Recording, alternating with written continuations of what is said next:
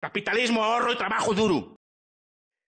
Hola a todos y bienvenidos a mi canal. Es un auténtico placer tener hoy una pequeña charla con Miguel Ancho Bastos. Él es profesor de Ciencias Políticas en la Universidad de Santiago, economista y politólogo. ¿Cómo estás, Miguel? Buenas tardes, bien, gracias. Aquí dispuestos a charlar un poco. Y un Qué bueno, placer ser qué bueno. invitado por el señor Lacalle. Qué bueno. Pues me encanta tener un rato para hablar contigo porque a mí lo que me gustaría es que le explicásemos a la gente que nos ve y que piensa que esto del liberalismo es como la selva y alguno decía, ¿no? La ley del oeste, ¿verdad? Explicarle por qué es el liberalismo más social que el intervencionismo, ¿no? Más social. Ver, yo sí estoy en estas cosas, es por los pobres, no estoy por los ricos. Es decir, yo soy profesor de universidad normal y corriente, no estoy comprometido ni en política ni en ningún tipo de grupo de presión, ni trabajo para ninguna gran empresa, nada por el estilo. Simplemente yo honradamente pienso que este sistema económico es el que más y mejor puede mejorar la vida de la gente más humilde. Simplemente así lo digo honradamente, es simplemente por esto. Creo que los ricos o las personas siempre más o menos saben sobrevivir bien en cualquier sistema económico, en cualquier época. Pero lo que ha hecho este sistema económico por los más pobres creo que no tiene parangón en la historia humana y por eso es lo que lo defiendo, ¿no? Básicamente, primero porque eleva el nivel de vida de la gente más pobre, ¿no? Y lo eleva relativamente mucho más que al rico. Por ejemplo, pues pasan muchas personas de casi no sobrevivir a sobrevivir, y a sobrevivir con un cierto nivel de decencia, ¿no? Y con condiciones de vida muy semejantes a las de las clases más altas. Esto puede parecer paradójico. La diferencia entre los ricos y los pobres en nuestras sociedades no es de cantidad, es de calidad. Es decir, a lo mejor no es que uno tenga coche y otro no tenga, no es que uno tiene un coche y otro tiene un coche mejor. Uno no pase frío, o uno coma y otro no, es que uno come, pues a lo mejor productos más exquisitos, más calidad, pero el otro no está sin comer, o no está sin vestir, ¿no? O no está sin abrigo. Esa es la diferencia. Puede diferir la calidad, pero no la cantidad, cuando la diferencia antiguamente era de la propia existencia del bien, ¿no? Uno tenía comida, otro no tenía, uno tenía casa, otro tenía casa, uno tenía transporte y calzado y otro no lo tenía. Y esta es la diferencia muy grande, ¿no? En mi modesta opinión. Y ha mejorado mucho el nivel de vida, en todos los aspectos, a nivel, pues, ejemplo, sanitario, a nivel de esperanza de vida. Aún queda mucho por hacer, obviamente, tampoco me quiero recrear en esto, ¿no? Pero creo que ha favorecido mucho a miles de millones de personas en todo el mundo. Yo creo que Todo el acabas mundo. de decir una cosa que Y es, por eso defiendo este sistema. yo creo que has dicho una Honradamente, a lo cosa. mejor estoy equivocado. De momento no encontré datos o evidencias que me lo corroboren, o argumentos que me desmientan. Yo creo que así es. Sí. Yo creo que has dicho una cosa absolutamente clave, que no es una cuestión de acceso a bienes y servicios, sino a la calidad o el nivel de precio que tienen esos niveles de bienes y servicios. Que muchas veces cuando se nos intenta equiparar desigualdad con pobreza, que es un error absolutamente dramático y completamente brutal, se hace eso, ¿no? Se nos intenta decir, la desigualdad ha crecido. Oiga, un momento, vamos a ver. Primero, la desigualdad no ha crecido. La desigualdad se ha reducido de manera absolutamente espectacular durante toda la historia a nivel global y además se ha reducido la pobreza. Y al reducirse la pobreza hay mayor cantidad de bienes y servicios que se están dando a los más pobres. Hay otra cosa que a mí me parece interesante, que es la visión de que el sistema económico capitalista y liberal, digamos que a mucha gente se cree que lo que hace es aprovecharse de la gente para ver la economía como si fuese una suma cero y por lo tanto, si tú no eres rico es porque alguien te lo está quitando. Si tú no has progresado es porque alguien te lo está quitando, ¿verdad? ¿Cómo le explicamos a la gente que eso es una falacia absoluta? No lo fue en su momento, tiene ciertos visos de realidad. Es decir, el que se llama el sofisma de Montaigne, ¿no? La idea de que los ricos son ricos a costa de los pobres tenía ciertos visos de realidad en el pasado, porque buena parte de la riqueza del pasado era una riqueza con base política, extracción de impuestos, de rentas, etcétera, ¿no? Cuidado que ese tipo de desigualdad aún sigue existiendo. Es decir, hay personas que se benefician pues, de conexiones políticas o de privilegios para obtener rentas, pero otras no. Y esta es la gran diferencia de nuestro tiempo. Es decir, hay muchas personas que obtienen su riqueza simplemente satisfaciendo pues, necesidades de los demás, abaratándole bienes o favoreciendo que puedan vivir mejor. Yo cuando me dicen esta cosa de los ricos, por ejemplo, yo no es que sea muy partidario de Bill Gates, pero lo bendigo todos los días. Porque yo sé lo que es escribir a máquina. Ya por mi edad yo sé lo que es escribir a máquina y sé cómo se escribe ahora. Yo sé que tenía que repetir una hoja entera cuando me equivocaba, ¿no? Y pues yo bendigo eso y bendigo muchas otras cosas que a mí me han mejorado mucho la vida y por relativamente poco dinero, ¿no?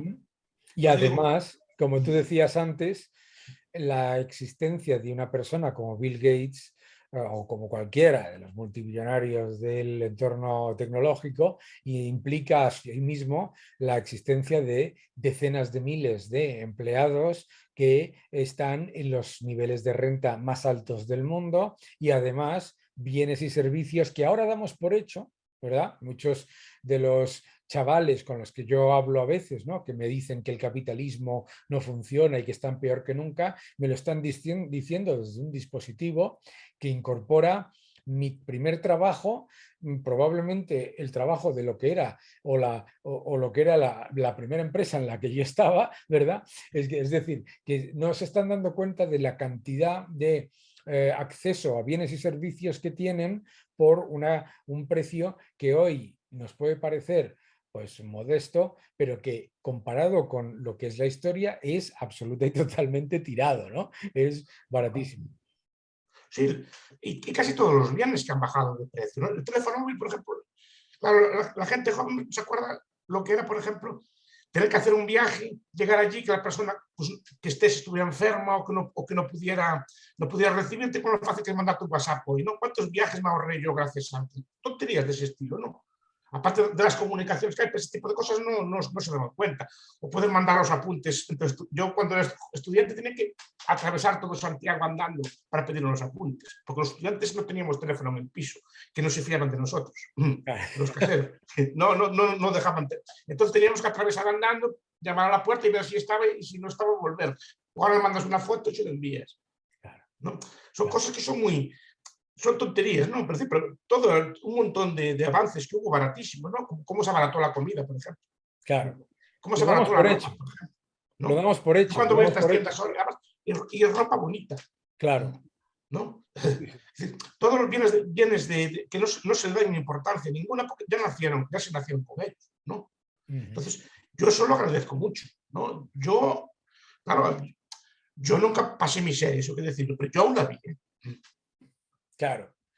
Y además eso, tú has dicho otra cosa interesante ahí, Yo la vi.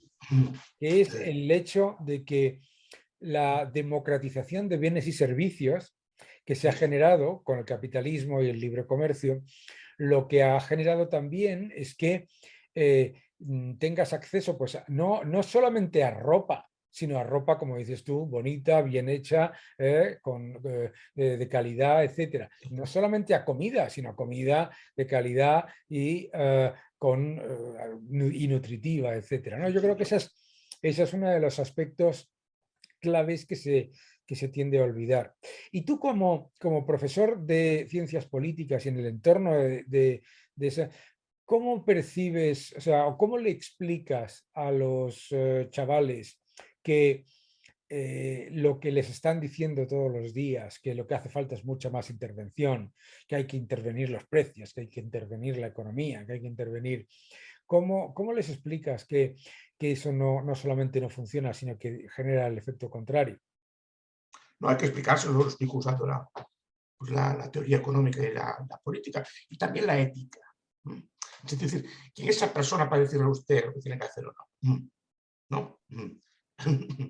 ¿Quién es? Es decir, para decir que usted no puede pues, llevar a cabo tal transacción o tiene que hacer tal cosa. ¿Quién es ese señor o esa señora para decirle a usted nada? Es decir, entonces, ese tipo de cosas también hay que decirlo. Es decir, que la llamada intervención triangular de Rodas. Yo y usted pactamos una cosa que es una tercera, y no nos metemos con nadie más, que es una tercera parte para decirnos que no podemos hacer ese pacto, ¿no? Que no le puedo comprar a usted un producto, o que usted y yo no podemos negociar un precio, ¿no?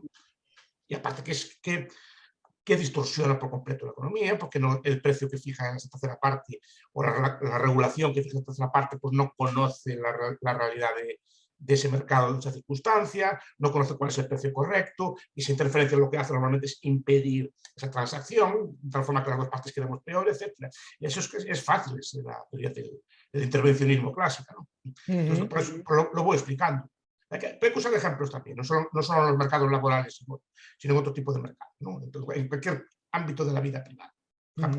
A ellos les ofende mucho que haya regulaciones para jugar en Internet, por ejemplo, ¿no? Ah, qué bueno, ¿no? O sea, tú les explicas... o cosas de ese estilo, ¿no? Del juego, y eso, cosas que les afectan a ellos, ¿no? Pero no, a lo mejor el mercado laboral no lo ven tanto, porque lo ven, siguen viéndolo como antes, pero este tipo de regulaciones que afectan a sus vidas privadas sí que les afectan más. Yo vi ejemplos de eso, ¿no? Entonces, hay que usar este tipo de argumentos, y repito, sobre argumentos económicos, pero también argumentos éticos que muchas veces nos olvidamos de ello.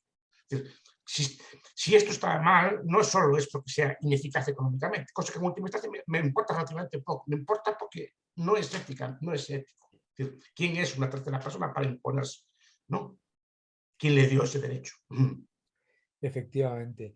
Esa idea, además, yo creo que es muy correcta lo que tú comentas, porque cuando le comentas a un intervencionista pues, que esas medidas no son eficaces desde el punto de vista económico, probablemente te lo reconozcan, pero no les importa, ¿no? Lo que hay que hacer es rebatirlo desde el punto de vista moral. Desde el punto de vista moral. El impuesto de sucesiones no es un problema de que recaude poco o recaude o que tenga poco impacto recaudatorio, sino que es inmoral, ¿no? La intervención de precios no es solamente que no funcione porque luego en realidad los precios tampoco mejoran, que como ocurre en Argentina, donde llevan con intervenciones de precios desde hace 50 años y los precios no paran de subir, ¿verdad?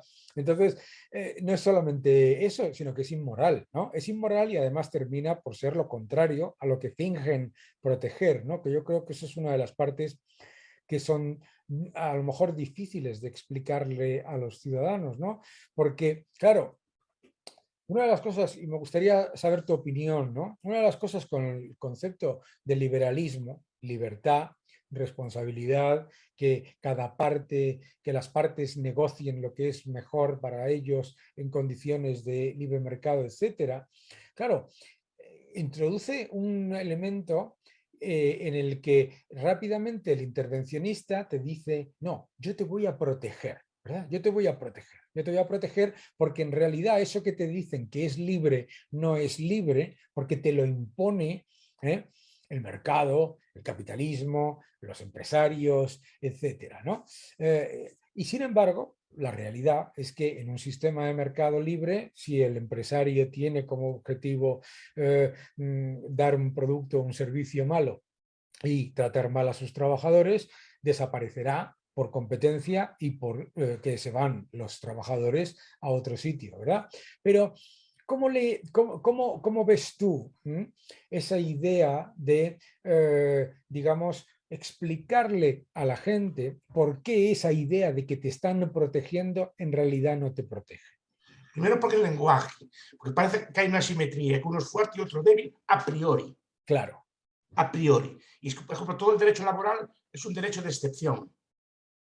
Normalmente debería ser un derecho de contratos. Las dos partes fijan su salario, negocian, pues de acuerdo con la que sea, pero se parte de una a priori, una parte es fuerte y otra es débil. Sí. Y eso hay que demostrarlo. Claro. Y eso hay que demostrarlo, porque siempre pensábamos en las películas tipo Las uvas de la ira, un patrón así gordo, miles de desalmados. No, y Messi. Claro. ¿No? o un futbolista. También a priori es el obrero, ¿no? Es decir, cuidado. Y a lo mejor estoy exagerando y estoy poniendo un ejemplo, pero no todos los casos el obrero siempre debe, porque es un derecho asimétrico. Es decir, el patrón o el empresario no puede ir o cortar la relación a su gusto, pero el obrero sí puede cortarla a su gusto. Digo, ¿por qué? Eso a priori, pero ¿por qué? Demuéstrame, ¿no? Decir que, no, que es más fuerte, porque además el propio lenguaje habla como de fuerza, como que uno es más fuerte que el otro, como si fuera una pelea y no un contrato, ¿no? Y es un contrato en el que las dos partes buscan lo mejor. Es decir, el patrón intenta contratar al mejor obrero dentro de un precio y el obrero intenta contratar al mejor patrón también dentro de un precio. Y si hay un patrón que le da más, sin misericordia lo abandona. ¿No? Claro. Pero no es una cuestión de fuerza. Fuerza es si estuvieran encadenados, si estuviera con... Y esto tiene que ver mucho con el lenguaje, porque muchas veces asimila el capitalismo con la esclavitud. Claro. ¿No? La esclavitud del salario, la esclavitud, es un lenguaje que a la gente le carga, pero no es una esclavitud, porque la esclavitud yo lo puedo vender al trabajador, no lo puedo vender separado de su esposa, ni lo puedo dar latigazos, ni puedo obligarlo a que venga a trabajar si no quiere, ¿no? Y la gente piensa que es lo mismo esto que la esclavitud, y no se dan cuenta de lo que era la esclavitud. La esclavitud es que yo lo podía coger a una persona, literalmente venderla, separarla de su familia y mandarla río abajo, como las novelas de Huckleberry Finn, ¿no? Que se puede usar, que yo soy dueño o tengo derecho a castigar físicamente a una persona. Y en el mercado laboral no es así. El mercado laboral puede ser cruel, puede ser duro, y yo no lo conozco. Yo no, a lo mejor yo vivo una vida más fácil o lo que sea así, ¿no? Pero no es una esclavitud. Ese lenguaje ni es una relación de fuerza.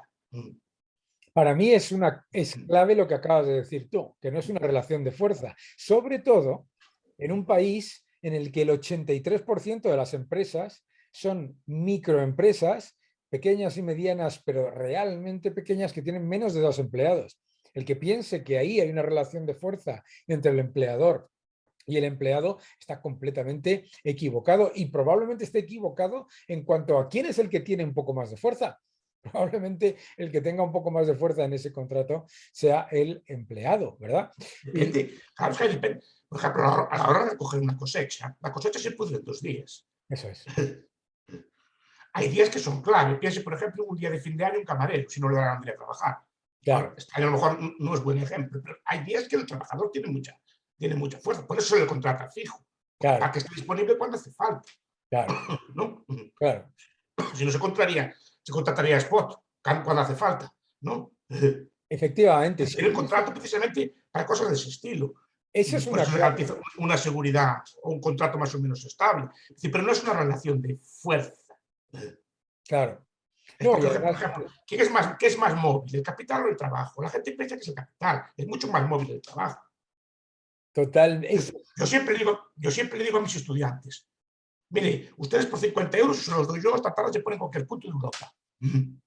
Sí. Esta tarde, llaman por teléfono al aeropuerto o van por internet, sacamos un billete y por un vuelo de estos baratos en cualquier punto de Europa, esta misma tarde. Una empresa grande no se puede mover así tan fácil.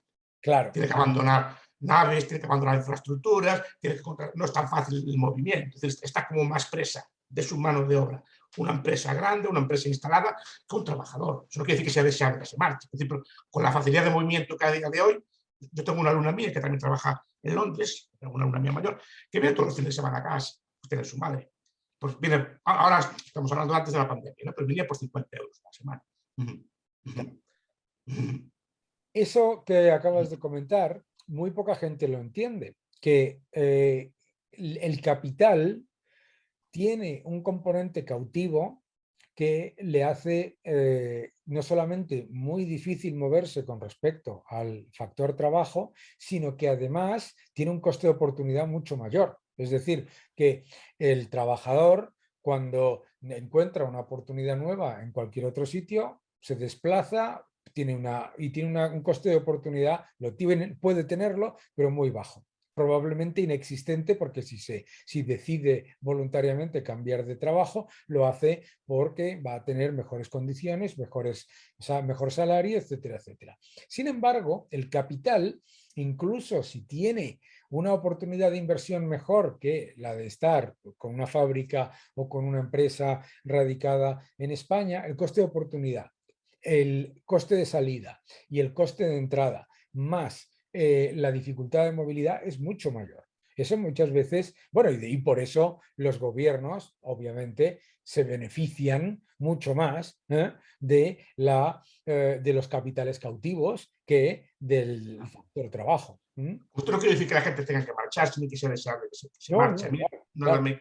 no, quiero decir que la oportunidad que tiene de movimiento un trabajador ahora, el círculo de movimiento que tiene, sea con automóviles, con trenes, es mucho más grande que el de antes. Antes era la distancia literal de ir andando.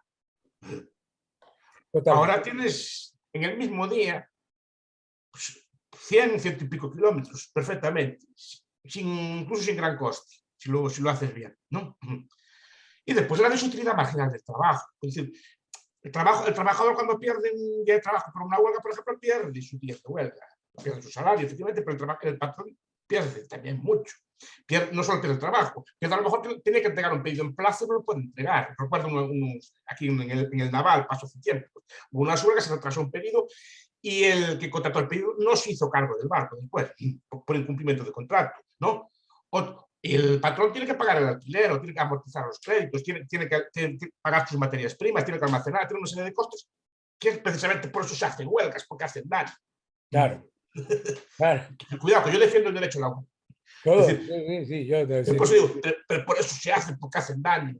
claro. Y Le hacen además, mucho por eso daño se al hace, patrón. porque hacen Sí. más daño Claro, al capital y a la empresa que al trabajador. Porque efectivamente. el capital circulante eso no hay manera de cambiarlo cuando estás en huelga. Tú te pones en huelga y es verdad que Sí. tú pierdes la parte de salario de esos días que estás en huelga. Pero es que el capital circulante de la empresa que cierra esos días es mucho mayor a la suma de los salarios de todos. Entonces, eso genera claramente un impacto mucho mayor, por supuesto, ¿no? Pero dicho esto, a mí siempre me gusta enfatizar también que nuestro discurso no hace nunca referencia al trabajador. Eso es Esto es culpa nuestra. Siempre estamos centrándonos en el innovador, en el empresario, en I+D+I, las startups, ¿no? Estas cosas todas, ¿no? El business angel. Sí, pero ¿y el trabajador? El trabajador es la gloria del capitalismo. Es la gloria del sistema capitalista. Es decir, que sin él no hay nada. Tú puedes tener todas las startups y todas las cosas que quieres, y tienes unos trabajadores malos, eso no vale para nada. Tienes que tener trabajadores diligentes, serios, competentes, honrados. Este tipo de calidad es muchas veces lo que nos olvidamos, que sin eso no hay capitalismo tampoco. Claro. Yo digo muchas veces, bueno, por mucho capital, libre mercado que haya, por ejemplo, hay unos países de África que dicen que están todo el día comiendo una especie de droga que se llama cat, ¿no? Están así como, y están como muy armados todo el día. Tú que pongas el libre mercado allí, todo lo más capitalista que haya y tal, con esa gente poco vas a hacer. Que están todo el día así, amuermados, dormidos por esa droga que comen. Sin esa mano de obra allí no hay capitalismo. Y uno de los grandes logros del capitalismo que nunca resaltamos es el enorme desarrollo que se ha producido en el trabajo. En el capital humano, claro. El capital humano, el trabajador, no solo el dirigente o no, claro, no, por supuesto. el obrero, el trabajador, que muchas veces nunca le dedicamos una palabra. Claro. No, yo por eso yo escribí un libro, se llama Acabemos con el paro, ¿no? En el que hablaba de la importancia absolutamente clave del capital humano en el progreso y en el crecimiento económico y en el crecimiento en cuanto a investigación, desarrollo, etcétera, etcétera, y la importancia para mí absolutamente clave de algo que se demoniza constantemente en nuestro país, que es que los trabajadores reciban parte del capital, reciban una remuneración variable en acciones o en parte de esa participación en los beneficios, de manera que se acelere el desarrollo del capital humano. Para mí es absolutamente, vamos, de hecho, el desarrollo del capital humano no existe si no hay capitalismo. Porque, es que ahí está la clave. Claro, porque si no es uno por el lado del salario en competencia en el que vas buscando y encontrando nuevas oportunidades, o participando de la gestión y del capital de la empresa, el desarrollo del capital humano no existe porque no hay incentivo.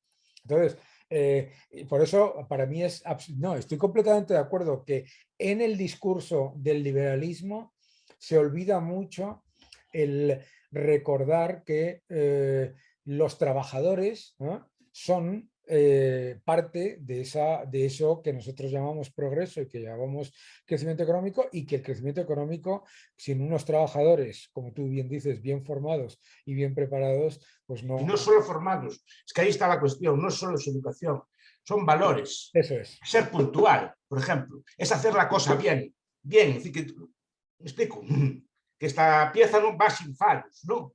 Claro. Y ser serio, y hay que acabar el trabajo antes de marchar, es decir, no es así, ¿no? Y tener cierta lealtad también por su empresa, y el orgullo de trabajar en una empresa, que también muchas veces se pierde. Pues yo trabajo en tal fábrica, estábamos orgullosos, trabajo aquí y nuestras cosas, lo que hacemos nosotros está muy bien hecho, lo hicimos nosotros, ¿no? Claro.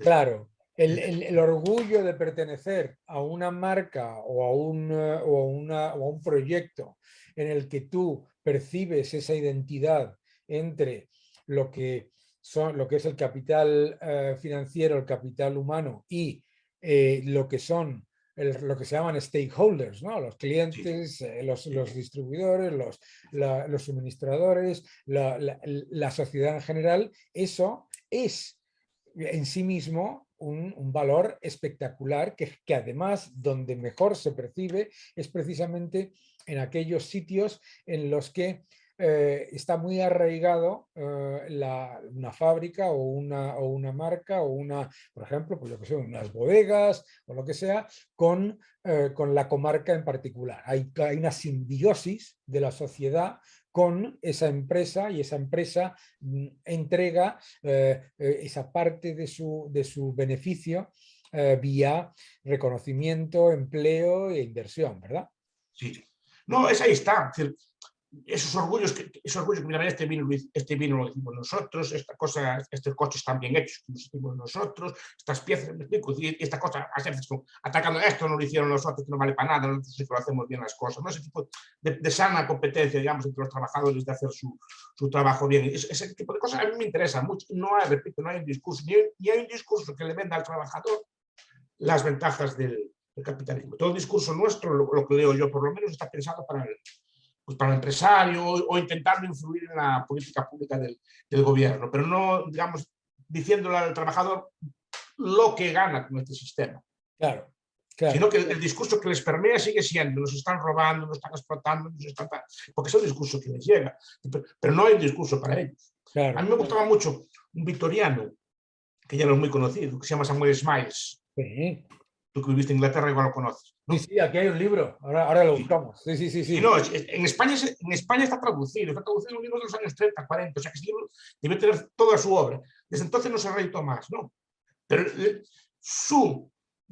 era un capitalista, después se retiró y se dedicó, digamos, a predicar el capitalismo a los obreros, no a los burgueses, a los obreros. Intentaba, digamos, creó bancos de peniques, no grandes bancos, y por ejemplo, una cosa que me enfada mucho de la banca ahora, ¿no? Que yo veo a mi sobrino, que es ahorrador, va con sus monedas allí, y el banco casi lo echa. No, porque parece como que se molesta que vaya con unas pesetas o con unos céntimos o unas cosas así, que fue lo que ahorró esa semana. Pero mira, yo empecé así. Yo todos los sábados, aún antes abrían los sábados los bancos, me acuerdo yo tenía un cerdito que me daban así, de esos de antes, ¿sabes cómo eran, no? Sí, claro. Y yo iba con mis pesetas, las pesetas de aquella que ahorraba yo, pero allí me las contaban y las metía en una libreta, en una cigüeña, ¿no?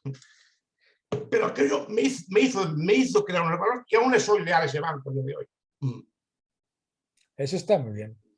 Eso es muy sí, bien. pero es que ahora ya no hacen así.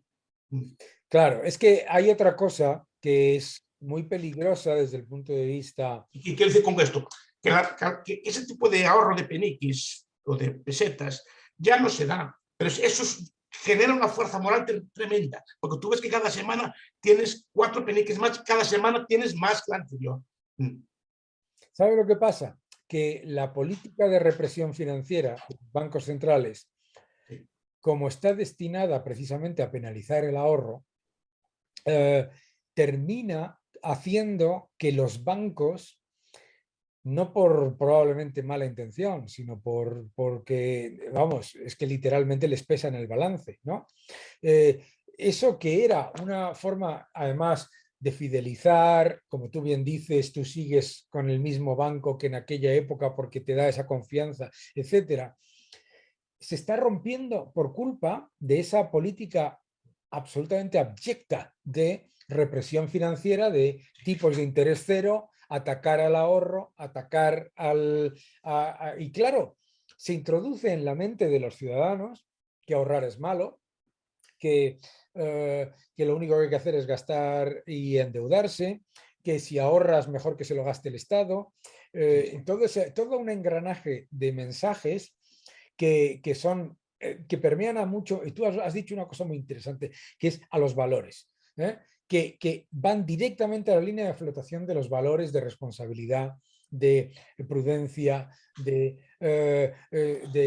honorabilidad y de respeto también, ¿no? ¿Verdad? Porque era disciplina. Claro. Eso que hacía Smiles, por ejemplo, que le enseñaba al obrero a capitalizar una cerveza, la segunda cerveza, se la enseñaba a capitalizar. Una cerveza todos los días, hay tipo de interés y tal, te da esto. Le enseñaba ese tipo de cosas, no la primera, la segunda, no para que empezara poco a poco, pero eran pequeñas cantidades. Pero eso generaba una disciplina tal en el trabajador que le llevaba, por ejemplo, a abandonar muchos vicios, a llevar una vida más ordenada, una vida más de trabajo, aquello bello que fructificaba. Pero ahora creo que ese tipo de costumbres o de cosas se abandonan. Incluso le hacen un daño terrible. Como saben, yo soy muy crítico del crédito al consumo. Sí. Es una cosa que empezó precisamente con el dinero barato. Claro. ¿No? Antes los coches, por ejemplo, se vendían con un plan inverso. Ford, cuando vendía un coche, decía, ¿quiere usted un coche? Pues usted meta, por ejemplo, $100 al mes durante 4 años, al cabo de 4 años, eso es dinero más un interés, le da su coche, ¿no? Pero tienes que ahorrar primero para tener el coche. Tienes que ahorrar primero, porque yo soy de la partidaria de que solo se deben financiar los bienes que se autofinancien. Por ejemplo, una máquina de coser, pues se puede financiar. Una furgoneta, pues se puede financiar, porque con el dinero que genera esa máquina puedes pagar el crédito. Pero, por ejemplo, los bienes de consumo no soy partidario de financiarlos a crédito. Soy partidario de pasar el sacrificio primero, ahorrarlo y tenerlo así, porque genera disciplina, ¿no? Claro. Y ese tipo de costumbre, y en cambio ahora todo es crédito barato. Eso es muy interesante lo que acabas de decir, porque claro, se introduce el concepto de propiedad antes de que la tengas. Sí. ¿Cuántas veces hemos escuchado, por ejemplo, me han quitado mi casa, ¿no? Sí. No, perdona, no es tu casa, tú tienes una hipoteca Sí. y has pagado a lo mejor un Sí. 0,5% del capital, por ejemplo, ¿no? Y no es una defensa ni de los desahucios ni de nada, pero la idea de que la propiedad es previa a la verdadera propiedad. Claro. Un coche a crédito, ese coche no es mío hasta que lo haya pagado. Acabo de pagar. Yo me acuerdo de cuando mis padres terminaron de pagar la hipoteca de su casa. Sí. Me acuerdo perfectamente, era un macaco, pero me acuerdo perfectamente, ¿sabes por qué? Porque hicieron una fiesta, ¿sabes? ¿Sabes lo que pasa? Que ahora, con esa... Fíjate qué cosa tan tremenda que estamos viviendo ahora mismo, tú lo estás viendo como economista, que lo estás escuchando constantemente, que el problema de que la economía no se esté recuperando lo rápido que se esperaba es porque los ciudadanos están ahorrando demasiado. Como fueran tontos. Sí. Sí, es que a mí eso me irrita mucho, porque es un ataque sistemático. Claro. ¿No? Por eso digo, pero en cambio las costumbres que se siguen ahora desde los bancos o desde el poder, es compra ahora, endeudate, el primer sueldo que tengas, no del trabajador, quédate encadenado por toda tu vida con una deuda. Y cuando acabas de pagar una deuda del coche, la hipoteca, claro, no me extraña que el sistema no les guste, porque no tienen libertad ninguna. Es por ejemplo, pero eso es porque no se hace pedagogía tampoco. Ya. O sea, es desde la juventud. Eso Kiyosaki, esta gente que a mí me gusta mucho difundir ese tipo de libros, ¿no? Mira, el primer sueldo no lo gastes, ahorra, compra el coche después, no ahora, como puedas, ¿no? Porque si no ya estás encadenado de por vida. Y claro, así después me trae que el sistema no les guste. Porque llega una edad que prácticamente todo lo que ganan va directamente para el banco. Claro. Y lo que dices tú, la propiedad ya la perciben como suya, entonces no entienden por qué tienen que pagar al banco. Claro, claro, claro. Se nubla el concepto de a lo que tú realmente tienes derecho, posesión, porque es tuyo, en favor de lo que yo llamo la solidaridad con el endeudado, ¿no? Es decir, en todas las crisis tienes, no, es que hay que rescatar a esto o al otro, etcétera, y sin embargo, los que se han comportado adecuadamente, esos que han ahorrado, esos que no han cometido excesos, etcétera, entonces se genera, claro, y tú acabas de decir eso, ¿no? Que se genera, que resulta que estás descontento con el sistema, pero la razón por la que estás descontento con el sistema es porque has roto la percepción de lo que es tu propiedad con respecto a lo que es tu obligación, que no es lo mismo. Sí, todo pasa así. Entonces, claro, todo este tipo de demagogia solo ayudan, porque los bancos están robando, con los intereses, toda esta demagogia que se hizo con las hipotecas, esta cosa así, ¿no? Ah, total. Con las hipotecas, vamos, para empezar, la primera, que a mí me costó, me montaron una en el año 2009, en una de las primeras veces que salí yo en la televisión, por decir, no, oiga, es que ustedes no tienen hipotecas, ustedes tienen préstamos personales con garantía hipotecaria, que no es lo mismo, pero, Sí. pero le llaman hipotecas. Y usted se piensa que es un préstamo que está ligado a su casa. No, está ligado a todos sus bienes. Está ligado a todo lo que usted tiene, ¿no? Es que ese exceso de incentivar el crédito, precisamente en vez de generar, o sea, lo que genera el apoyo al sistema de libre mercado, a la apertura, a la propiedad, etcétera, etcétera, es precisamente el conocimiento del coste de la propiedad, del conocimiento del proceso que te lleva a ser propietario. En el momento en el que tú pasas de las obligaciones y los riesgos que conlleva a que todos sean derechos, claro, obviamente, primero das por hecho lo que tienes, grave error, gravísimo error, y después encima dices que el sistema no funciona. Claro, y es muy fácil después apoyar políticas que por encima te liberen de eso, ¿no? Claro, claro, pero que te libere, fíjate qué curioso. Porque a mí me decía el otro día, no, es que me decía el otro día alguien en las redes sociales, me decía, es que usted nunca me va a convencer a mí porque yo soy anticapitalista. Y yo me estaba imaginando a esa persona desde su ordenador personal o desde su dispositivo, desde su casa cómoda, desde su coche o desde donde quieras, que me estaba diciendo lo anticapitalista que era, ¿verdad? ¿Por qué? Porque da por hecho que todos los bienes y servicios de los que disfruta le van a ser entregados y los va a tener con el mismo nivel de acceso y de precio en un sistema en el que no exista el capitalismo y el libre Claro, mercado. esto es lo que explica Daniel Bell, de otros autores, en las contradicciones culturales del capitalismo, cuando explica esto. Es decir, la gente da por sentado lo que tiene. O sea, sobre todo la gente joven. Yo como soy más mayor, aún vi algo de lo de antes. Tampoco repito que viera tanto, pero que vi algo de cómo era el mundo de antes. Pero mucha gente de ahora piensa, repito, que la Galicia de antes era como la de ahora, pero con 3G. No, que iba más lento. Piensa que era como ahora, pero con internet más lento. ¿No? O una cosa así, ¿no? O que iba todo, que no había cobertura en todas partes, una cosa así. No ves lo diferente que era. Lo diferente Y que era. además, no lo diferente que era hace 3 siglos. Esto me Yo pasó lo vi. en una clase mía, ¿no? Que me dijo una persona en la clase, me dijo, es que la juventud nunca ha estado peor que ahora. Y le dije, me parece que no tiene usted ni idea de lo que está hablando.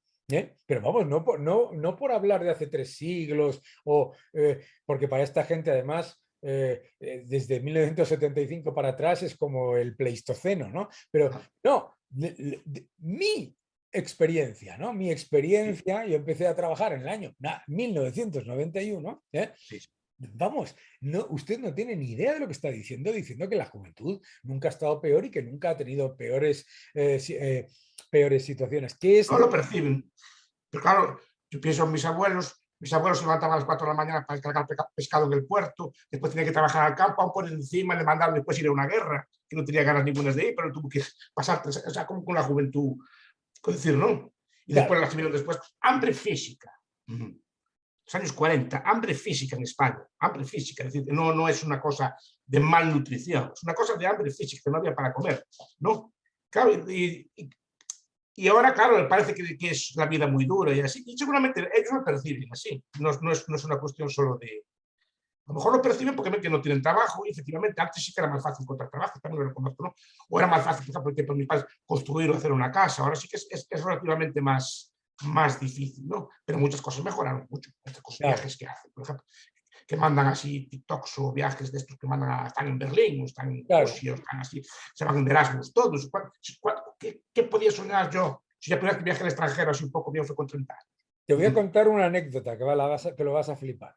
Una persona que trabajaba conmigo no paraba nunca de quejarse de que los sueldos eran muy bajos, de que la vida era un problema tremendo para la juventud actual, que no había facilidades, etcétera, etcétera. Y a la vez estaba haciendo lo que se llamaba un 30 antes de los 30, que es visitar 30 países antes de cumplir 30 años. Y yo pensaba, esa persona no se está dando cuenta de que no visitar 30, ni 29, ni 12, ni uno, sino que, o sea, no nos damos cuenta, eso que tú acabas de decir, ¿no? De la democratización de los bienes y servicios.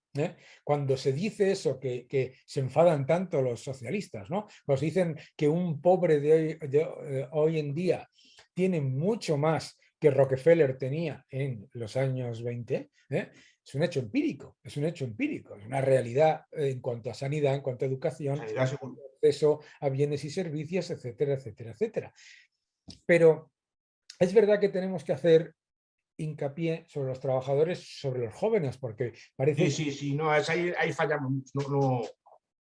Efectivamente, a veces el discurso es muy centrado en el empresariado y estas cosas que nosotros decimos, pero no pensamos que también ellos a lo mejor, efectivamente, hay que pensar también ponerse en la piel del joven, ¿no? Que ve el mundo como un mundo hostil, y esta juventud, cuidado, aunque tenga así sus cosas, es una juventud muy buena, yo estoy muy contento con ella. No, una juventud espectacular, porque con es mucho mejor que nosotros, mira, son gente mucho mejor que nosotros. No, nosotros el más tonto hace relojes. Y son buenos, son claro. buena gente. Y nosotros éramos mucho más malos nosotros, más violentos. Éramos más violentos. Pero es muy interesante esto que tú estás diciendo, porque, por ejemplo, mira, cuando yo empecé a trabajar, sin quitarle bondades ni nada, ¿no? Pero cuando yo empecé a trabajar, la inmensa mayoría de mis compañeros de carrera lo que querían era trabajar en un banco de inversión, en un gran banco de inversión, ¿de acuerdo? Perfecto, no hay ningún problema con eso. Ahora, esa gente que ya no son, yo no soy alumno, soy profesor, igual que tú, lo que ves es una disparidad y una diferencia en las inquietudes y los intereses de las personas que es admirable. A mí me parece fantástico, ¿no? Ver cómo hay mucha gente joven que lo que está haciendo es pues que toma decisiones basadas más en elementos que son más intangibles y más y que, como dices tú, que son más buena gente y están muy bien preparados. El problema es que tienen un sistema que les condena a conformarse con una situación por la que no se tendrían que conformar. ¿Cómo lo ves tú eso desde el punto de vista? Sí, yo veo que, por ejemplo, es que no sé a qué se debe. Yo también veo cierto declive en el interés por este tipo de temas que tocamos nosotros. Sí. Creo que a la juventud ahora, este tipo de debates que tenemos nosotros les interesa menos. Es mi experiencia y yo doy en facultades bastante pues, interesadas en estos temas, ¿no? Pues tienen otro tipo de debates que son los que son. Entonces no les preocupa mucho eso. Entonces, al no estudiarlo no se preocupan mucho por este tipo de cosas. Solo ven que no tienen trabajo y que tienen que marchar, entonces echan la culpa a una especie de sistema o cosas por el estilo, ¿no? Y cuando digo, pero vamos a ver, ¿por qué tienen que marchar ustedes? ¿Por qué no? Y marchan ustedes, yo que sé, a Londres o marchan a Alemania. Sí. Y no sería más fácil que copiaran el sistema laboral de allí y lo pusieran aquí, por ejemplo. Esa es la otra cosa. Montan el grito en el cielo, pero se van a países. Aquí montan el grito en el cielo. Ponen el grito en el cielo por que yo propongo políticas no utópicas, ¿no? Sino políticas que existen en otros países de Europa a los que ellos van después. Porque ya hay trabajo. Me dicen, hay trabajo y aquí no, porque somos una raza distinta o lo que sé, ¿no? Eso es una cosa que a mí me parece alucinante, ¿no? Yo recuerdo que estaba en un programa de televisión y una chica que estaba trabajando en Dinamarca, que tiene uno de los mercados laborales más flexibles del mundo, como tú bien sabes, ¿no? Esta persona estaba en Dinamarca y decía que esa persona iba a votar a Podemos, ¿eh? Y yo decía, pero vamos a ver, o sea, ¿cómo quieres tener tú las oportunidades de países que tienen el nivel de flexibilidad laboral mucho más alto, el nivel de facilidad para contratar mucho más alto, libertad económica mucho más alta? Para los que nos ven, Dinamarca tiene uno de los índices de libertad económica y de flexibilidad laboral más altos del mundo, ¿vale? Lo digo porque siempre utilizan a los nórdicos como ejemplo de Sí, lo sí, sí. contrario a lo que son. ¿Qué es lo que pasa? Pues que pasa lo que yo llamo la paradoja argentina, que es y ha pasado ahora en Chile, que es que resulta que la gente que se va de Argentina a otro país que tiene una más flexibilidad laboral, más libertad económica, etcétera, resulta que cuando le toca votar en su país, vota por lo contrario. Sí.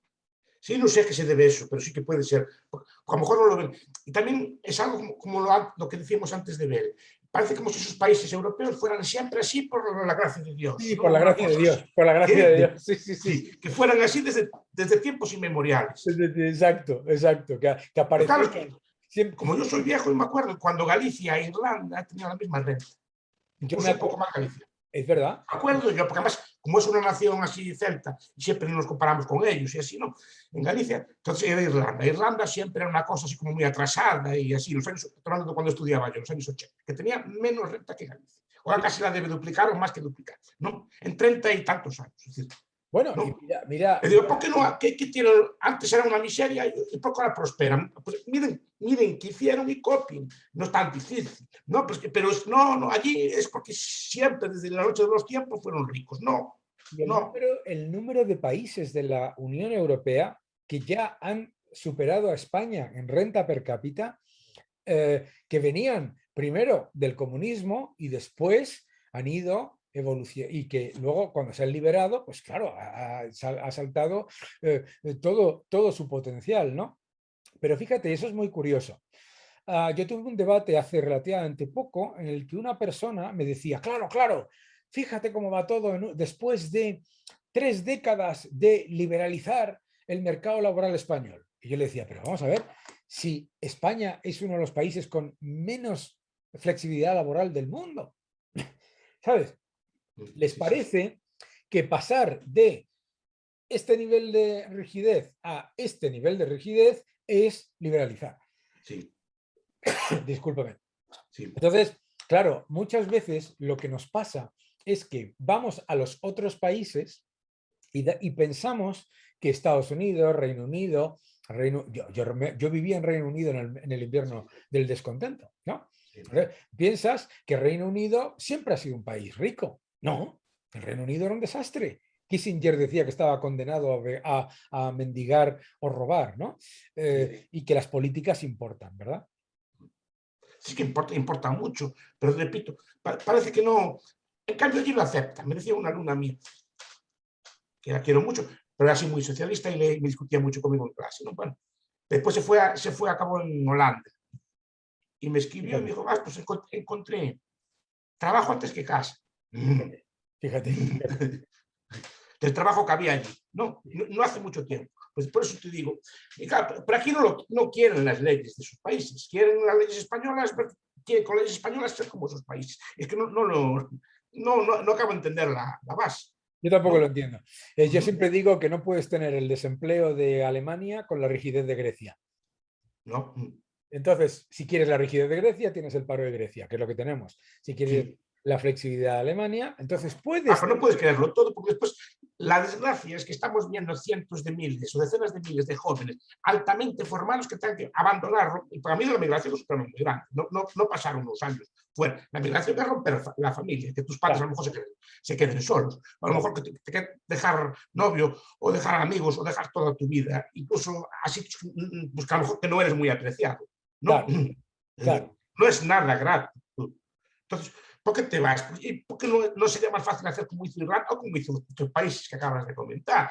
Que Lituania viene no es que venga ya de la Europa, viene de la miseria más absoluta, viene de la Unión Soviética. Aún me acuerdo yo cómo fue aquella transición y cómo es un país que viene de semejantes condiciones te puede superar en tan poco tiempo. ¿No? O Eslovenia, Yo tengo un, yo en tengo, ambientes casi bélicos, ¿no? fíjate, yo tengo un amigo lituano que vive ahora en el sur de España, que tiene un fondo de inversión y siempre dice, ustedes los españoles les parece muy bonito el comunismo porque nunca lo han vivido. Claro, es que no es lo mismo haberlo sufrido, ¿no?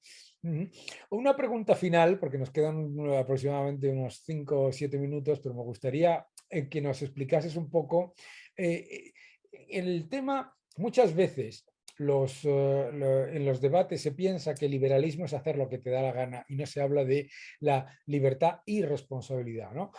¿Cómo ves tú esa importancia de esa doble forma de... Es que muchas veces entendemos liberalismo por libertinismo. Eso es. ¿No? Es una distinción. Claro, el discurso liberal, efectivamente, pues también te dice, pues puedes hacer usted lo que quiera con su vida, puede, ¿no?, consumir drogas, y que hacer, no es un discurso que ese aspecto que deja a las personas, pues libertad, pero una persona tiene que ser responsable. Y eso nunca a veces no se insiste en eso, siempre dicen, no, usted salga, lleve la vida que quiera, o quiere ser disoluto, sea disoluto, y cuidado, yo no soy quien de criticar a los demás, entonces, claro que quiere, pero asuma las consecuencias. O sea, todo el día bebiendo, pues muy mal trabajador va a ser usted. No me extraña que después no lo quieran en las empresas porque no es usted serio. Es decir, porque no sabe hacer las cosas, porque simplemente falta, porque estuvo el día anterior de farra, no rinde bien. Si usted haga lo que quiera, pues de lo que le pasa. Pues lleve la vida que quiera y asuma las consecuencias, ¿no? Usted, pues, quiere vivir la vida, su juventud, gastar el dinero y quemarlo, quémelo, pero después no se queje de que está... Claro. de que no le va tan bien como a su vecino que lleva una vida más austera, ¿no? También hay que tener, y eso no se enseña, solo se enseñan derechos, no se enseñan responsabilidades, ¿no? Derechos, además, derechos adquiridos de la nada, o sea, derechos de nada, porque por otro lado luego te están condenando a no tener el derecho a trabajar, te están condenando a no tener el derecho a poder ahorrar y tener tu propio patrimonio, te están condenando, o sea, en realidad los que te dicen que te están dando derechos lo que están haciendo es constantemente quitártelos, ¿no? Claro, son derechos a costa del resto. Claro. Entonces, son derechos que a mí me sorprenden mucho, los llamados los derechos positivos, porque no son ergahombres, es decir, no podemos reclamarlos todos a la vez. Claro. Que eso ¿no? también es cierto. El ejemplo de los profesores de la renta básica, está muy bien, es un debate que está abierto ahí, que no se hace para nada, pero claro, pues si todo el mundo lo reclama a la vez, ¿qué se financia? Claro, no, o sea, la primera falacia de la renta básica universal es que, primero, que no es universal, que es para los 4 privilegiados de los países ricos que nos lo podemos permitir endeudándonos. La segunda es que no es básica y desde luego que no es renta, porque renta viene de que algo rente, no de endeudar. Claro. Pero si todos, es el ejemplo de Van Parijs, ¿no? Vamos a jugar a hacer surf, que nos prometemos con surfistas y nada así por el estilo. Es el ejemplo que pone, ¿no? Y todos vamos a hacer surf con que se paga la renta. Claro, claro. ¿No? Entonces, está presuponiendo que hay un porcentaje de la población sustancial que va a seguir trabajando o trabajando más para mantenerla. Claro. Que quiere autorrealizarse, ¿no? Con su derecho, ¿no? Claro, lo que decía Bastiat, ¿no? Bastiat decía que todos los que quieren vivir del Estado deberían recordar que el Estado vive de todos los demás. Sí. No, entonces, ese tipo de temas muchas veces no se olvida, ¿no? Es que el liberalismo es una ideología bien llevada, es una ideología bastante dura, pero que implica también pues, ciertas restricciones, ¿no? Es una forma de vida bastante dura y bastante austera. Claro. Es que nosotros confundimos el capitalismo con los efectos del capitalismo. Los primeros capitalistas eran gente sumamente austera. Claro. Que no gastaba, que reinvertía. De hecho, ahí vienen las tesis de Weber, eran cuáqueros o protestantes de estricta observancia, en el sentido de que pues, no consumían, no gastaban, llevaban una vida muy frugal y reinvertían lo ganado. No, pero es una vida muy austera, la del capitalista, no es una vida de consumo. Lo que vemos son las consecuencias de eso. Nosotros, de hecho, lo que vemos no es las consecuencias del capitalismo, lo que estamos viendo son las consecuencias del socialismo. O sea, la inmensa mayoría de las cosas que mis alumnos o los tuyos critican del capitalismo son consecuencias del estatismo más absoluto. O sea, dicen, no, porque claro, el rescate de los bancos. Un momento, primero, el rescate de las cajas. Segundo, el rescate de las cajas públicas, ¿de acuerdo? Sí. ¿Sabes? O sea, que muchas de las cosas que se critican del capitalismo no tienen absolutamente nada que ver con el No, no, capitalismo. no, no. Tienen todo que Son ver con fruto, el capitalismo. son fruto de la intervención, muchas de ellas y de privilegios. Pues digo que el viejo sofisma de Montaigne sigue vivo. Aún hay mucha gente que sí que obtiene rentas a casa que está. Eso desde luego, claro. Por eso, ante cosas tan alucinantes como lo que ocurre pues, en Argentina o en Bolivia o en otros países o en Venezuela, siempre hay un grupo por ahí que dice, pues eso está muy bien. ¿Por qué está muy bien? No porque le vaya a ir bien a todos, sino porque les puede ir bien a ellos. Ni siquiera encima luego les va. Sí. Pero ocurre el rentismo. El rentismo solamente existe en un sistema intervenido, no puede existir en un sistema de libre. Claro, pero es que muchas empresas no son verdaderas empresas, sino que viven del presupuesto o de las regulaciones. Claro. Bueno, eso lo decía un inversor muy importante norteamericano, que decía, ustedes muchas veces tienen un problema importante en Europa, ¿no? Que confunden empleados VIP con empresarios. Cuando dice los empresarios italianos o los empresarios franceses, ojo, yo ahí no veo ningún empresario, yo veo empleados VIP, que está muy bien, ¿eh? Oye, que no pasa nada, que tienen unos señores que han llegado a ser consejero delegado de una empresa, etcétera, etcétera, y pueden ser personas, pero son empleados VIP, no son empresarios, no han creado una empresa. Y creo que muchos problemas vienen de ahí. Sí. También sería otro tema para tocar con detenimiento otra vez, pero parece que tampoco hay, efectivamente no hay verdaderos empresarios. Lo que hay son managers corporativos, porque esos managers corporativos tampoco pero no están vinculados. hay muchos verdaderos empresarios. Lo que pasa es que están en empresas que la inmensísima mayoría son pequeñas y medianas, ¿sabes? Sí. O sea, bueno, y grandes también las hay, pero que lo que pasa es que en España, en España en particular, lo que llamamos grandes empresas, se habla de 5 empresas en realidad. Sí. No llegas a 6, no llegas a 6. Entonces, el gran problema es que se está hablando del empresariado hablando de una proporción que es absolutamente irrelevante del total, ¿verdad? Sí. Sí, pero esa separación, se ve muchas veces, sobre todo en las grandes empresas americanas, ¿no? Que son pues, directivos contratados con sus stock options, con sus bonos, con sus cosas así, pero no están implicados con su empresa. Y de ahí, por ejemplo, deriva muchas veces el trato que se le da a los trabajadores o cosas por el estilo, ¿no? Porque no hay una implicación personal. ¿No?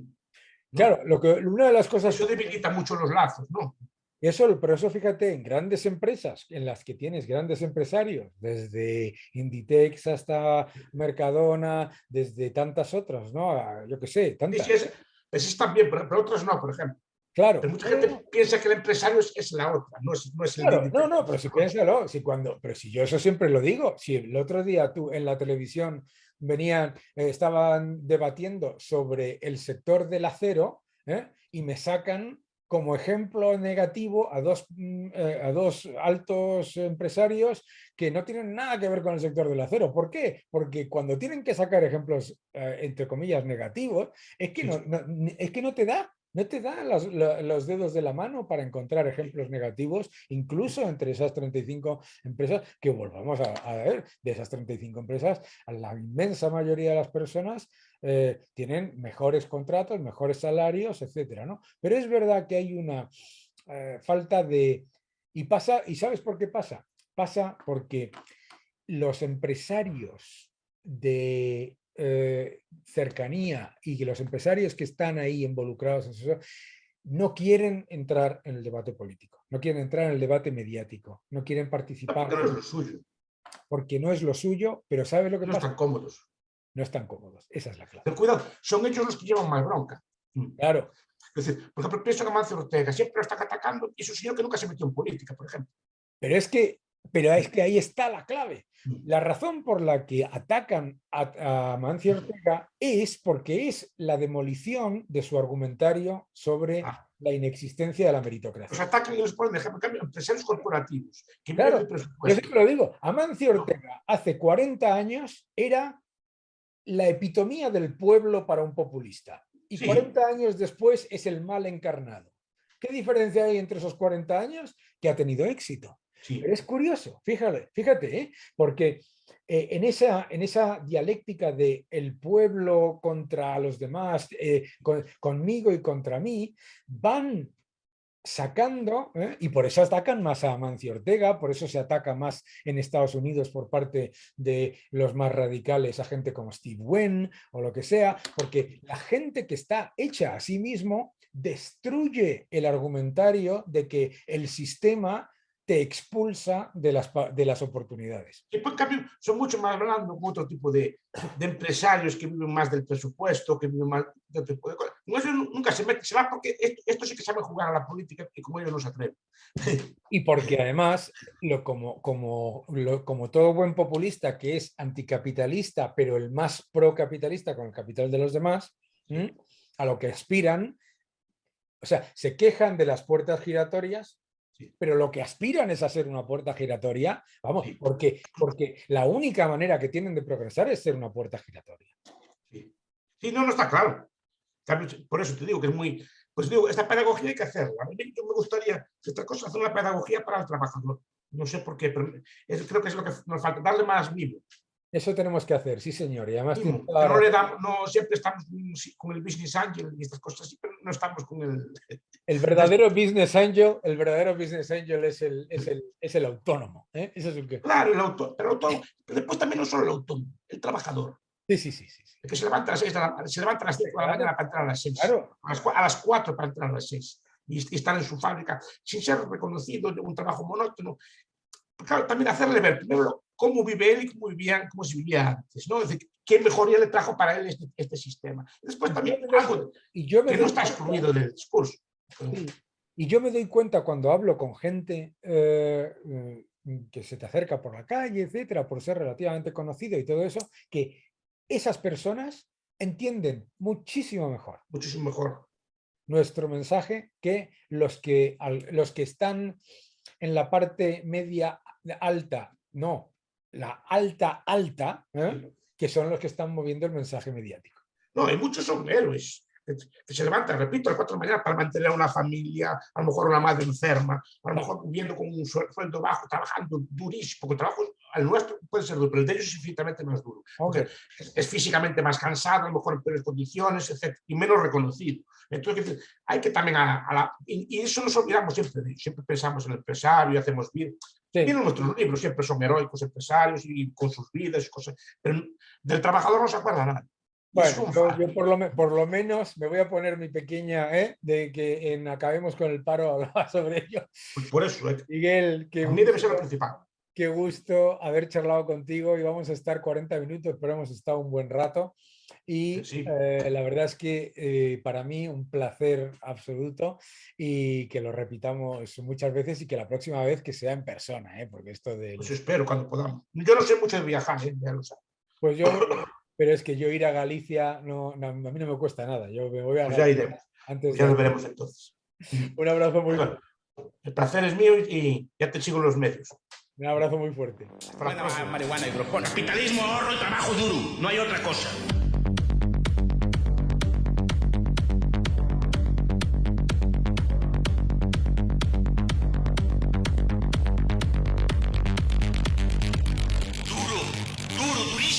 De la mañana.